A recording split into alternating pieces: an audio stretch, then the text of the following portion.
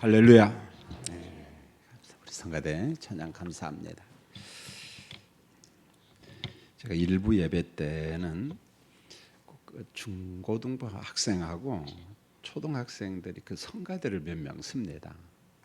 바이올린을 하고 플룻 연주를 하고 얼마나 이쁜지. 그래 꼭 이름을 불러야 제가 한 2명씩 돌아가면서 수요일 날도 우리 수린이를 또 한번 불러야 되거든요. 일부 예배 때 바이올린을 킵니다. 수린이가. 수요일 날도 한번 할까? 예. 우리 현아하고 현주도 엄마 옆에서 늘 예배 드리니까 예뻐요. 현아, 현주 부끄러워 가지고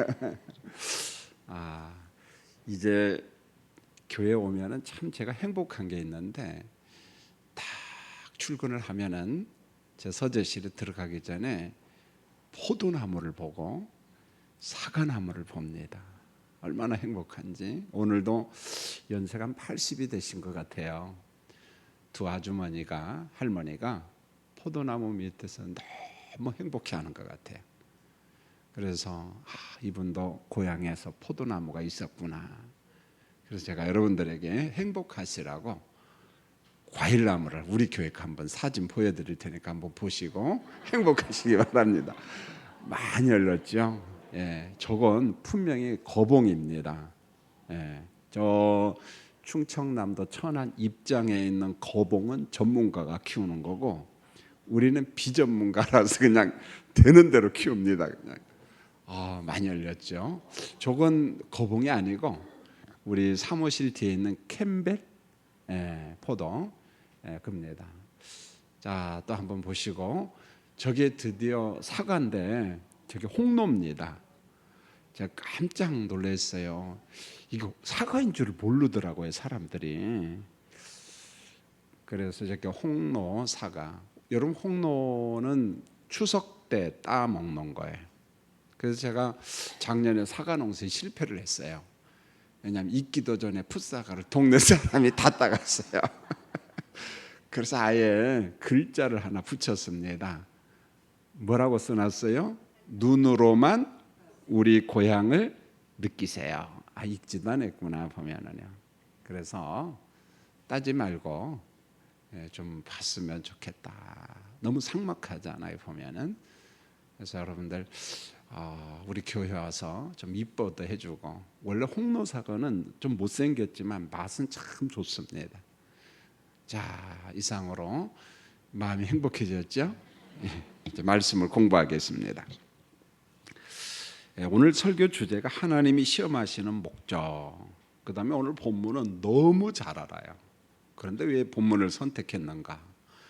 아니 어떻게 하나님께서 독자 이삭을 번제물로 바치라고 했을까? 과연 하나님이 그렇게 요구할 수 있을까? 그 의도가 뭔가? 그걸 한번 보려고 합니다.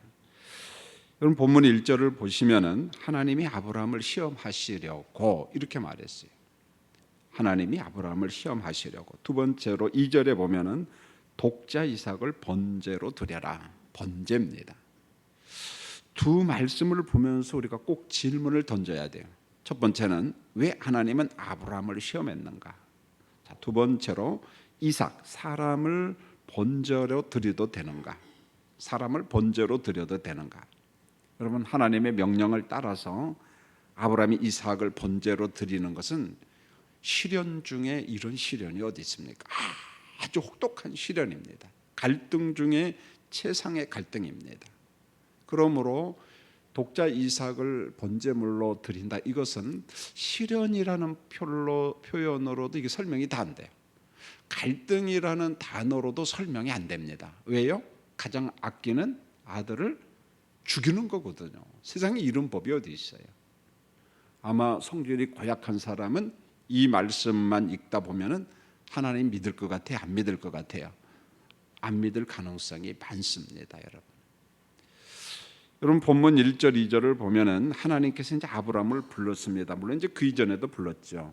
근데 아브라함이 극진히 사랑하는 독자 이삭을 데리고 모리아 땅으로 가서 번제를 드리라 시험을 했습니다. 그런데 제가 극진이라는 표현을 썼지만은 오늘 말씀 중에 가장 아끼는 아들 이삭, 가장 사랑하는 아들 이삭, 이 번제로 드리라고 하는 이 명령을 받은 거예요. 여러분, 번제가 뭐예요? 짐승의 모든 부위를 어떻게 해요? 불러 태워서 하나님 앞에 드리는 온전한 제사입니다. 이 말은 번제를 우리 삶에 적용하면은 우리의 모든 것을 하나님께 드린다, 온전히 드린다는 게 굉장히 무섭습니다. 부분적인 헌신, 드림, 감사가 아니고 그냥 전부 다 드리는 거예요. 불로 태워서 다. 그런데 이삭을 번제로 드린다라는 말은 가장 아끼는 독자 이삭을 어떻게 하는 거예요? 죽이는 겁니다. 아버지가 자식을 죽여야 돼요. 이게 하나님의 성품과 어울리지 않고, 어찌 하나님께서 이런 것을 다 요구할까? 사람을 죽여 제물로 드리는 것이 과연 합당한 것인가? 우리는 그냥 기본적으로 좀 그런 질문을 계속 한번 던져보세요. 자, 먼저 공부할 것은 하나님이 아브라함을 혹은 우리를 시험할 수 있는가 하는 거예요. 하나님께서 오늘 수요 예배 오신 여러분들을 시험할 수 있을까요? 한번 대답해 보세요. 하나님이 여러분을 개개인을 시험할까요? 안 할까요? 예, 해요. 한다고 하신 분 어떤 시험을 할까? 한번 여러분이 마지막 설교 시간에 결론을 여러분 스스로 내야 됩니다. 이제 자, 1절의 시험은 말 그대로 테스트예요. 영어로 테스트입니다. 마치 자격 시험과 같은 거예요. 자격 시험. 내 백성이 하나님과 맺은 언약, 하나님과 맺은 계약을 신실하게 지키고 순종하는가, 그 마음, 그 믿음을 알기 위해서 테스트를 합니다. 하나님께서 테스트를 해요. 그런데 하나님의 시험은 어디까지 가느냐면은 좀 단계적일 수 있습니다. 우리가 가장 아끼고 사랑하는 것을 하나님께 드릴 수 있는가, 어디까지 드릴 수 있는가, 그것을 하나님께서는 사람에 따라서 혹은 공동체에 따라서 시험의 강도가 다를 수 있다는 거죠. 그러므로 1절에서 말씀한 시험은 유혹이 아니라는 거. 자, 구분했으면 좋겠어요. 늘상 들었지만은 오늘 한 번 더, 하나님의 시험은 말 그대로 테스트지 우리를 무엇하는 게 아니다, 유혹하는 게 아니다. 죄를 짓도록 부추기는 충동질이 아니다는 거예요. 죄를 짓도록 막 충동질하는 그런 시험 안 해요. 하나님께서 그런 유혹 안 합니다. 악을 행하도록 그런 의미의 시험은 아니에요. 그래서 성경에 보니까 야고보서 1장 13절에 하나님은 아무도 무엇하지 않는다 그랬어요? 시험하지 않는다. 이것은 어떻게 읽으면 돼요? 유혹하지 않는다. 그렇게 읽으면 되겠습니다. 하나님께서는 유혹하지 않는다. 그러므로 나쁜 의미의 시험, 유혹은요, 인간의 사악한 본성 안에 죄성이 있거든요. 본성, 제 본성이 있는데 이것을 이용하는 사탄이 우리를 유혹하는 거예요. 우리 안에 본래적인 죄성, 본성, 이런 것들이 있거든. 어떤 망상 같은 거, 그것을 사탄이 충동질하고 그것을 이용을 하죠. 보면 성경에는 그러므로 하나님께서 언약 백성, 의의 백성들을 어느 때는 개인적으로, 어느 때는 집단적으로 시험하는 사례가 상당히 많이 있어요. 개인적으로 혹은 공동체적으로 테스트할 때가 있습니다. 그런데요, 시험의 목적은 굉장히 단순합니다. 언약 백성들의 삶의 기준인 말씀, 율법을 순종하는지 알기 위해서 테스트를 해요. 시험한다는 거죠. 하나님을 향한 바른 경외심이 있는가, 경건함이 있는가, 그 순종을 확인하기 위해서 하나님께서 최상의 순종을 위한 테스트, 시험을 한다는 거죠. 자, 이 부분에서 우리가 꼭 기억할 게 있는데, 우리 하나님은 성도, 다시 말해 언약 백성, 의의 백성들을 시험합니다. 성도를 시험해요. 여러분을 시험합니다. 의의 백성들을 시험합니다. 그러나 엄밀하게 말하면요, 언약 백성이 아닌 불신자들은 시험하지 않아요. 오, 이상하네요. 오히려 불신자들을 막 시험하고 그래야 되지 않은가? 아니요. 여러분, 불신자들은 이미 누구의 종이에요? 사탄의 종이에요. 그들은 이미 누구를 대적합니까? 하나님을 대적해. 하나님의 뜻 알까요? 아니요. 소설로 있겠지요. 철학적으로 읽을 수 있어요. 여러분보다 더 많이 읽습니다. 왜요? 하나님을 대적하기 위해서. 여러분, 도킨슨 과학자 같은 사람 무신론자거든요. 과학자입니다. 옥스퍼드 대학이에요. 대단한 사람입니다. 맥그레스 교수하고 분자 과학자, 그분은 신학자이면서도 둘이 논쟁하고 토론합니다. 그분은요, 성경을 얼마나 많이 읽었는지 몰라요. 원전을 읽어요. 헬라어, 히브리어. 예수 믿어요, 안 믿어요? 안 믿어요. 무신론자예요. 무슨 말이냐? 여호와의 백성, 의의 백성이 아닌 사람들 가운데 성경을 읽지만은 그는 하나님의 백성이 아니에요? 아니에요. 하나님을 대적합니다. 자, 그런 경우 하나님께서 로마서 1장에 근거해서 네 마음대로 살아라 도킨스나 그래요. 너 살고 싶은 대로 살아. 저주예요. 하나님의 심판입니다. 하나님의 심판 가운데 버려 두심의 심판이 있어요. 제가 언젠가 수요일 날 설교 한 17번째, 요즘에 조금 주제별 설교하는데 17번째인가 18번째인가 그런 설교를 제가 할 겁니다. 하나님의 버려 두심에 대해서 하려고 합니다. 하나님께서 어느 때 우리를 버려 그냥 내팽개쳐 버린가 버리는가?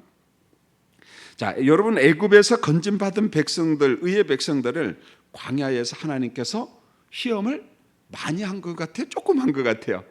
많이 합니다. 광야 백성들. 그래서 광야의 백성들의 시험 사건이 우리에게 참 적용이 많이 돼요. 우리가 비유적으로 지금 우리의 삶은 무슨 삶으로 비유하냐면 광야의 삶으로 비유하기 때문에 우리에게 주는 적용점이 참 많지요. 그래서 광야 백성들에게 최상의 순종을 하는지 아니하는지 시험하는데 제가 몇 가지만 샘플로 이야기하려고 합니다. 출애굽기 15장 22절 26절에 보면은 우리가 잘 아는 수르 광야의 마라의 쓴물 사건이 나와요. 자, 그런데 모세가 한 나뭇가지를 그 물에 던졌어요. 그랬더니 무슨 물로 바뀝니까? 단물로 바뀌죠.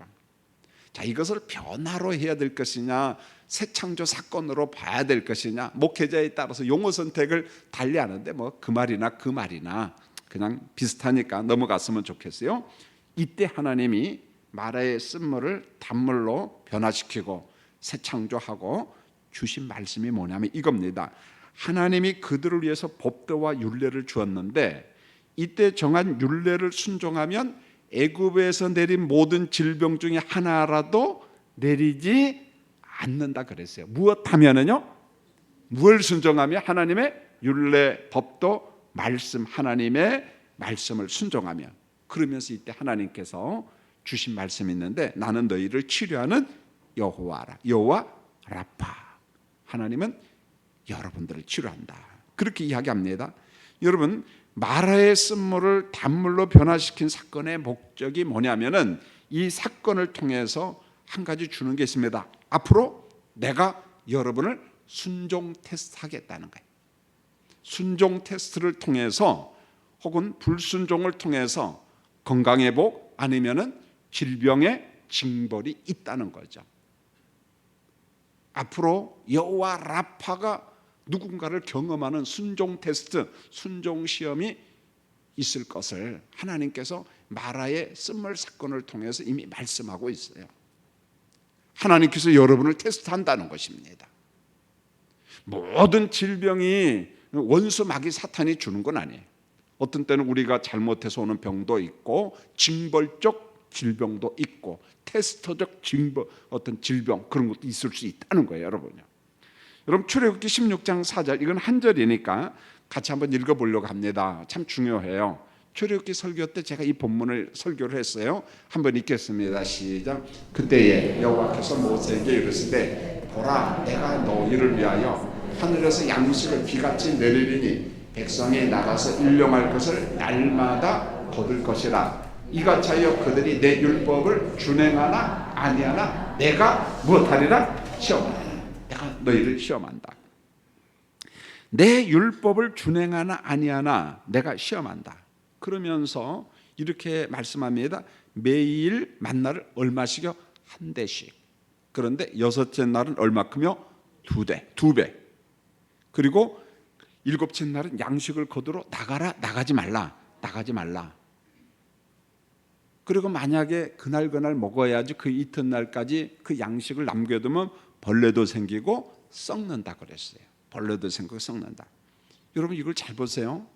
양식을 통해서 의의 백성들을 시험했어요.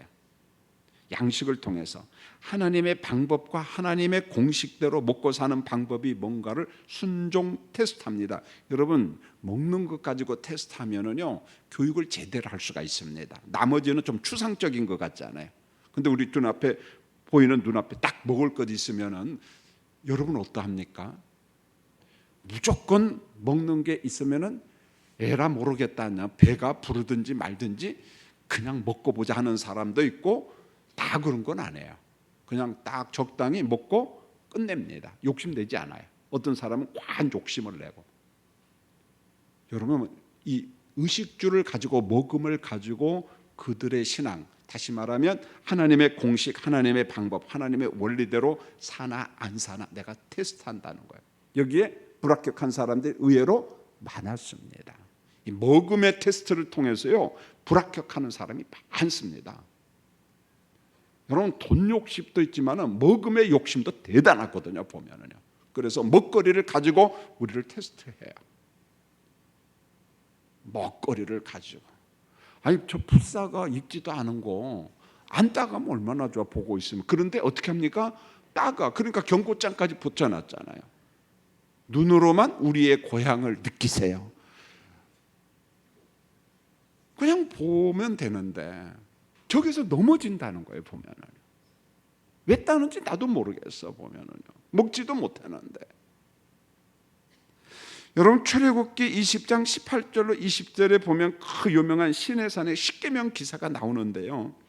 시내산 말씀이 주어질 때 그 분위기 환경이요 특별합니다. 영광스러운 하나님의 임재 앞에서 백성들이 무서워서 부들부들 떨었어요. 하나님의 말씀이 주어지는데 그 하나님의 영광스러운 임재 앞에 얼마나 무서워 부들부들 떨었는지 몰라요. 그래서 모세가 위로를 합니다. 백성들을 무서워 말라. 하나님의 영광스러운 임재는 너희를 시험하고 너희로 하여금 하나님을 경외하며 범죄하지 않도록 하려 하심이라.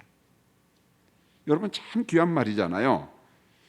하나님의 말씀을 주어질 때 그냥 평범하게 주어진 게 아니라 하나님의 그 영광스러운 임재 앞에 백성들이 전부 다 무엇했어요? 부들부들 떨었어요. 무서웠습니다. 말씀을 읽다 보면은요 앞으로 모세요 그저 우리가 말씀에 잘 순종할 테니까 모세 지도자나 말씀 받으시고 우리한테는 이 영광의 임재 같은 거 좀 안 나타났으면 좋겠어요. 왜요? 왜 그랬을까요? 무서워서 무엇하는 줄 알았어요? 죽는 줄 알았거든요. 여러분 보세요.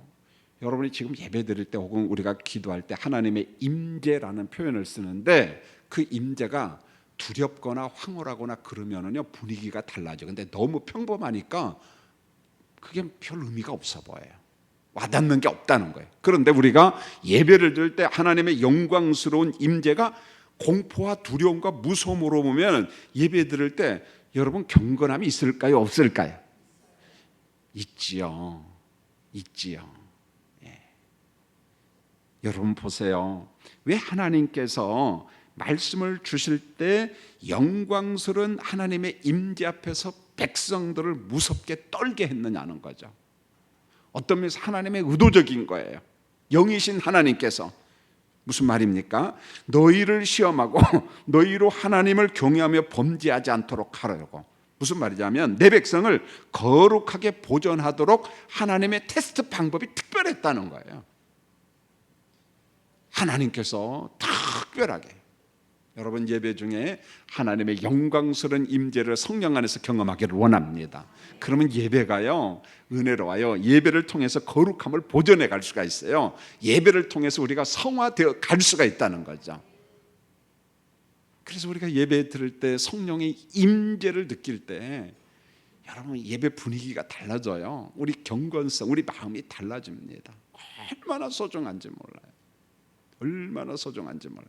어제 강도사고시를 봤는데 이제 시험 감독을 하고 월요일 날은 이제 수험표 나눠주고 공지를 하고 면접을 3시간씩 합니다.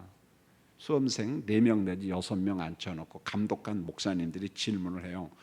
근데 저는 처음 들었어요. 제 옆에 있는 선배 목사님인데 대학원 뜬금없는 질문을 해요. 저도 황당했는데 어이 전도사 수험번호 몇 번 700 몇 번 교인이 개를 가지고 예배당에 들어오면 어떻게 할 거야? 그 질문을 해요. 우리 교회는 한 번도 그런 걸 못 봤잖아요. 제가 그런데 요즘에 너무 개를 사랑해가지고 개를 품에 안고 같이 와서 예배드린데 근데 그놈의 개가 늘 얌전하게 아멘 좋지만은 또 개는 어떻게 해요? 짖잖아요. 그러니까 예배 분위기가 어떻게 됩니까? 그러니까 그 친구가 황당하게 답변을 못하고 있는 거예요. 그런데 옆에 있는 전도사가 자기 교회에서 그런 일이 있었다는 거예요. 그 이야기를 하는데 어제는 한참 못 해봤고 이거 큰일 났다. 우리 교회에서도 집사님이나 이 사람들이 개 갖고 오면 난 어떻게 하지? 고민이 돼요. 보면은요. 잘 보세요. 그래서 그랬다고 하는 거예요. 예배 시간에 개들도 오면 좋지만은 하나님을 거룩하게 예배할 때 사람이 예배하고 개는 저 마당에 가서 있으라고 그래서 잘 설득해서 보냈다는 거예요. 보면 왜요? 혼내니까 상처를 입고 여기만 교회냐? 그러면서 또 떠나 요즘 사람들이. 뭐 어땠어요? 보면은요. 누가요? 사람들이. 보세요. 하나님의 영광스러운 임재 앞에서 거룩한 두려움을 우리가 경험하면요 예배를요 함부로 하지 않아요. 개 집에서 놔두지 안 데려와요. 지금 나도 예배 드리는데 미흡하고 부족한데 예배 드리면서 강아지하고 거기에 정신 팔고 예배 드린다는 게 정신 나간 사람이죠. 보세요. 예배를 통해서 하나님의 임재 앞에서 거룩한 두려움을 통해서 하나님께서 우리를 성화시켜 가는 거예요. 여러분 예배 드릴 때마다 하나님의 거룩한 임재를 경험하기를 원합니다. 성령이여 내게 거룩한 임재를 경험할 수 있도록 내 안에 충만하시라고 여러분 부탁합니다. 우리 교회는 절대 누구도 개 데리고 와서 예배 드리지 않게 미리부터 중보 기도해 주세요. 여러분 신명기 8장 2절과 16절에 보니까 언약 백성들이 40년 동안 광야 생활을 한 목적이 있는데 하나님이 그렇게 말씀해요. 너를 낮추시며 너를 시험하사. 광야 생활을 통해서 너를 어떻게 해요? 낮추시고 너를 시험하사. 그 다음에 보세요. 내 마음이 어떠한지 우리 심령이 어떠한지 그 명령을 지키는지 알게 하심이라. 광야 40년은 애굽에서 구원받은 백성들, 홍해를 건넌 사람들, 바다와 구름 아래서 세례를 받은 의의 백성들이거든요. 그 의의 백성들이 걸어간 곳이 광야인데 그 광야에서 너를 낮추고 시험하고 너의 심령이 어떠한지 의의 백성들이 하나님의 거룩한 백성으로 어떻게 살아가는지 하나님의 말씀을 계약을 얼마나 잘 순종하는지 내가 알기 위해서 광야 40년을 하나님께서 만들어 놓은 거예요. 그게 우리의 인생에 꼭 광야가 있을까요? 없을까요? 있어요. 그 기간은 테스트 기간입니다. 하나님께서 우리를 테스트합니다. 여러분 제가 다 이야기할 수 없지만 이런 형식의 테스트가 성경에 참 많아요. 여러분 대표적인 테스트 또 다른 방법이 있는데 한 가지 이야기하려고 합니다. 역대하 32장 31절을 보면 하나님께서 히스기야 왕을 시험해요. 훌륭한 히스기야 왕을 시험하는데 어떻게 시험하냐면 제가 설명을 하겠습니다. 하나님께서 히스기야 왕을 시험할 때 1차로 히스기야 왕에게 병이 걸려요. 그런데 집종야라 그러잖아요. 이건 죽음의 병이거든요. 그런데 그때 하나님께서 기도하는 히스기야 기도를 이사야 선지자를 통해서 연락하잖아요. 그래서 생명을 어떻게 해요? 연장을 받아요. 몇 년 동안요? 15년 연장을 받습니다. 자, 하나님께서 히스기야에게 생명 연장뿐만 아니라 축복을 얼마나 많이 주자면 이런 표현을 써요. 부와 영광을. 물질의 축복도 줬지만 그의 어떤 명예, 존귀한 사람, 부와 영광의 축복을 주십니다. 엄청나게 축복을 많이 받습니다. 그래서 역대기 말씀을 보면은 그가 받은 축복이 상상을 초월합니다. 그래서 그 받은 축복을 갖다가 창고에다가 막 가득 쌓아놨어요. 가득 쌓아놨어요. 그런데 히스기야 왕이 병들었잖아요. 근데 병들었다가 회복됐다는 사실을 알고 사신들이 오잖아요. 어디서 옵니까? 바벨론에 사신들이 왔어요. 아이고 왕이시여, 병으로 고생했다며 죽을 고비를 넘기게 간증을 쫙 한 거죠. 내가 이렇게 죽을 고비를 넘겼는데 하나님의 은혜로 이렇게 살아나게 되었다고 간증을 하면서 기분이 너무 좋았던 거예요.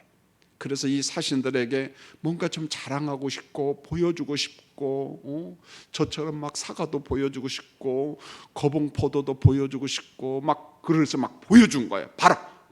근데 어디까지 보였냐면은 저 창고 구석에 있는 금은 보화까지 다 보여준 거예요.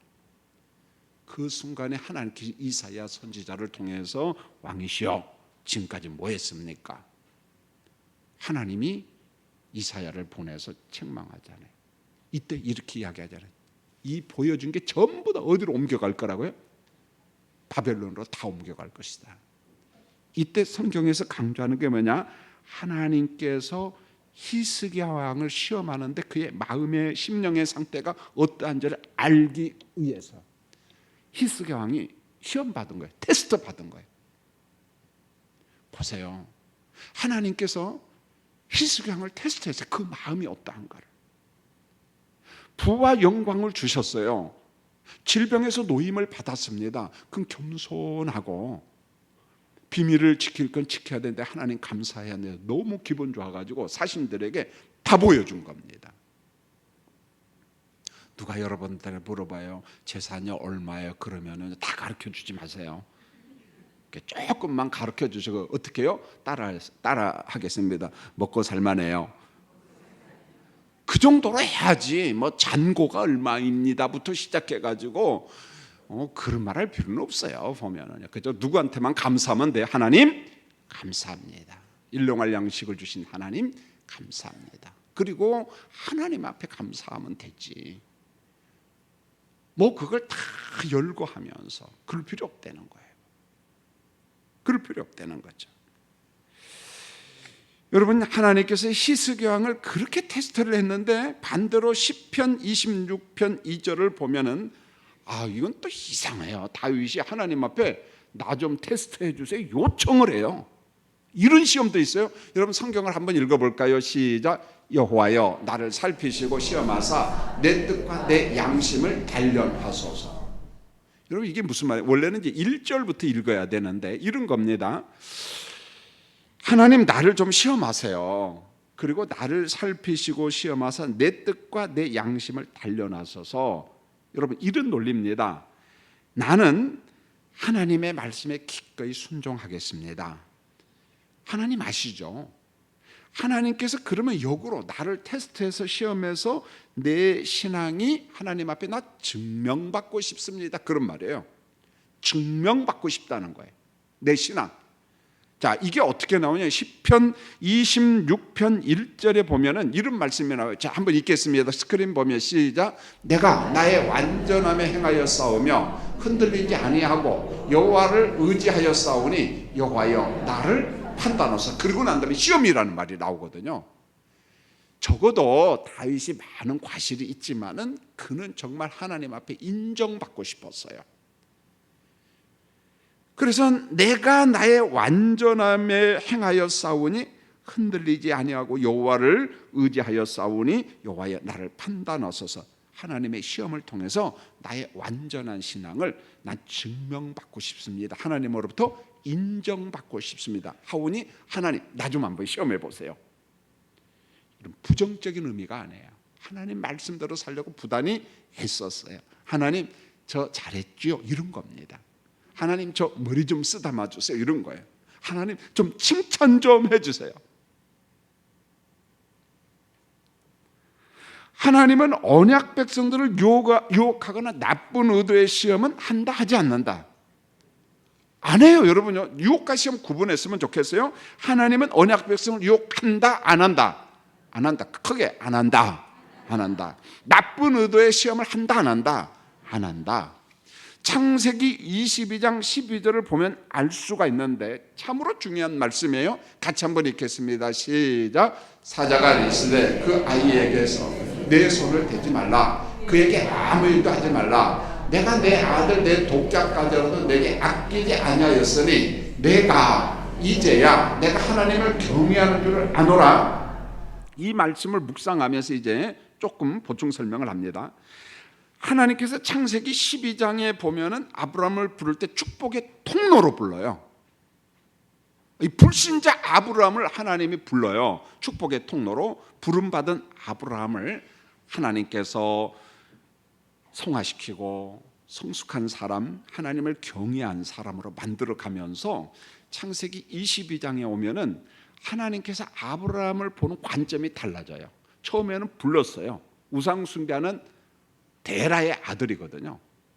그런데 시간이 흘러서 이제 하나님께서 아브라함을 보는 기준이 달라졌는데, 아브라함 좋다, 이제 어디까지 순종하는가 테스트하자. 어디까지 순종하는가. 그런데 그 어디까지가 정말 어디까지 가냐면 아브라함이 가장 아끼는 누구를 자기한테 바치래요? 독자 이삭을. 여러분, 처음 불렀을 때 이렇게 말하지 않아요. 처음 불렀을 때도 어려웠죠. 가나안 땅으로 가라, 갈 바를 알지 못하고 그때도 참 힘들었지만은, 그런데 22장에 와서는요 그런 테스트가 아닙니다. 가장 아끼고 가장 소중히 여기고 그걸 한번 바쳐라, 이렇게 말합니다. 그토록 사랑하는 아들을 포기하기까지 하나님을 경외하고 순종하는 시험합니다. 왜요? 아브라함은 축복의 통로로, 언약의 백성으로 부름받아 아브라함을 통해서 하시고자 하는 일이 있거든요. 모든 사람이, 모든 백성이 아브라함 너로 인하여 복을 받으리라 했는데 아브라함을 다듬어 가는 거예요 지금요. 여러분, 하나님이 시험하는 목적에 대해서 정리하면서 몇 가지만 요약하는데, 악을 행하라는 유혹이 아니에요.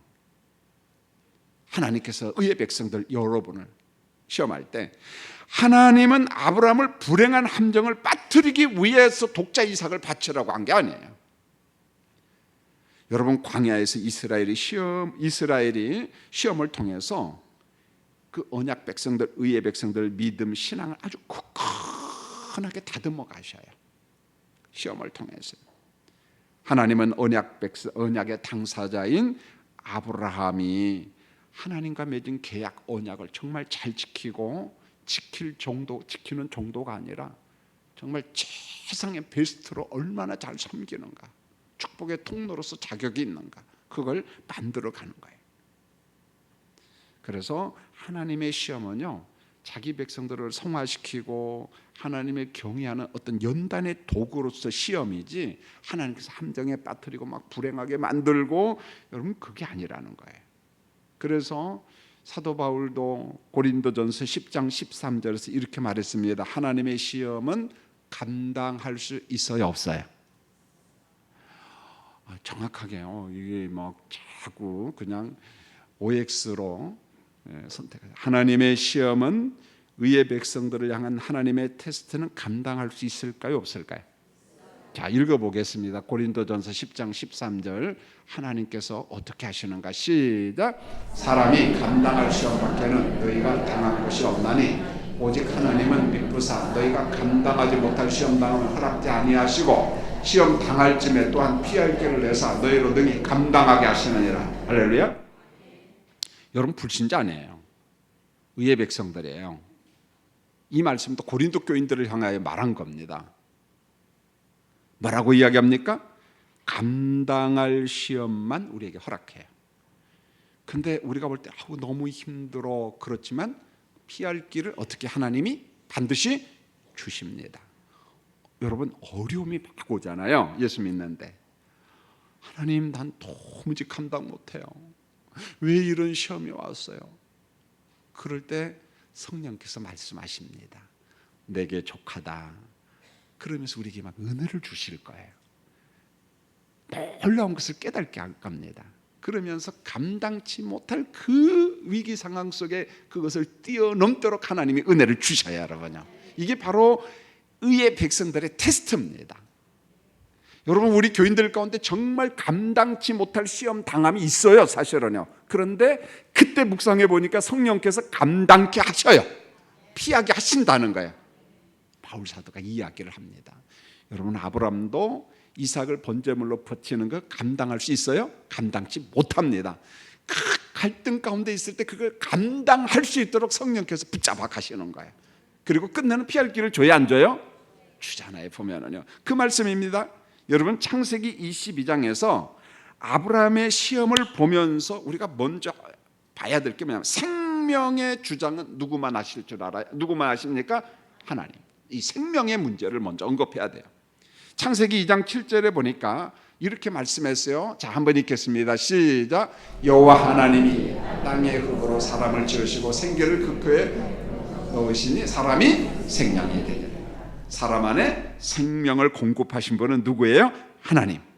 그러므로 하나님은 사람의 생명을 주시기도 하고 취하실 수 있습니다. 아멘. 예. 어떤 상황에서도 생명을 요구할 권리는 누구한테만 있어요? 하나님한테만 있어요.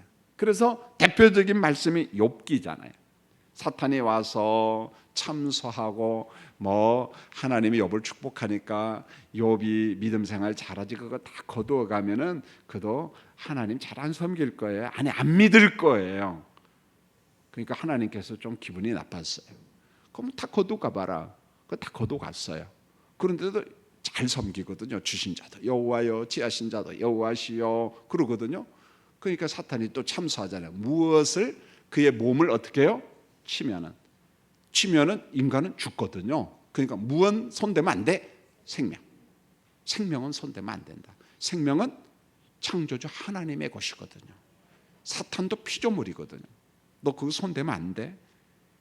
그래서 욥기 2장 6절에 다만 그의 생명을 해하지 말라 이렇게 말했어요. 그러므로 어떤 피조물도 생명을 손댈 수 있어요? 없습니다. 그건 악한 겁니다. 그래서 사형을 시키는 것을 폐지하는 데가 자꾸 많아요. 미국 같은 데는 사형 대신에 무기징역을 하는데 600년 무기징역을 해요. 600년이요. 무슨 말입니까? 죄 짓지 말라는 거죠. 어떻게 가급적이면은 사형 언도는 하지 않죠. 보면. 자, 제가 왜 아브람 이야기하다가 생명 이야기하고 욥 이야기를 했냐면, 하나님은 인간을 제물로 바치는 것을, 생명을 죽이는 것을 허락해요, 금지해요? 금지하잖아요. 이게 성경의 종합이에요. 레위기 18장 21절에 너는 결단코 자녀를 몰렉에게 주어 불러 통각에 함으로 내 하나님의 이름을 욕되게 하지 말라. 나는 여호와이니라. 몰렉 종교는요, 사람을 인신제사 불로 태워 죽이거든요, 보면은. 근데 세상에 보면 그런 종교들이 있어요, 없어요?